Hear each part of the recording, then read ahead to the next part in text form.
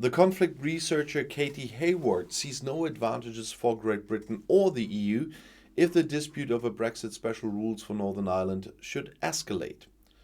We always have to remember that both sides need an agreement, said the researcher from Queen's University Belfast to the German press agency. And she said, with all the talk of trade war and all the aggressive language, the reality is that both sides have to somehow come to an agreement.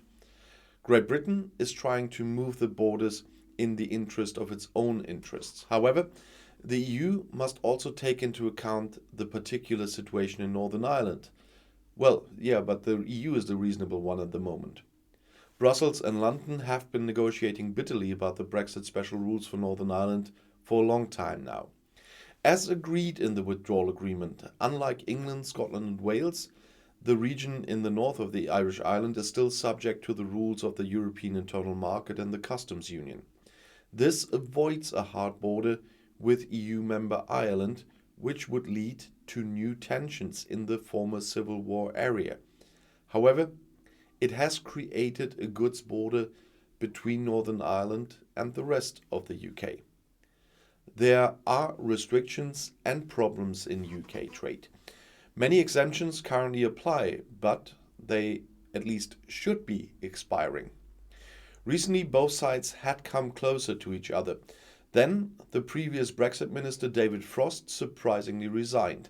British Foreign Secretary Liz Truss, who is now taking on Frost's duties, said Britain's position has not changed and the triggering of Article 16, the emergency mechanism set out in the Brexit agreement, is still up for debate.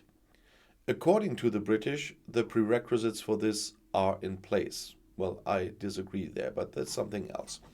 However, this has been a threatening backdrop in the room for months. Expert Hayward warns that Britain would have no advantage in such a case. That doesn't bring more security or stability, rather the opposite, she said. Uncertainty would increase and new trade mechanisms set up after Brexit for hundreds of millions of pounds might be in vain. No, I have to contradict her there. They might not be in vain, then they are gone. In the worst case, if the laboriously negotiated trade pact between London and Brussels were to be undermined, barriers would arise and trade between Great Britain and the EU would become considerably more complicated. If the Northern Ireland Protocol is gone, the trade agreement will be gone as well. I'm absolutely sure of that. And I'll see you in my next video. Bis gleich.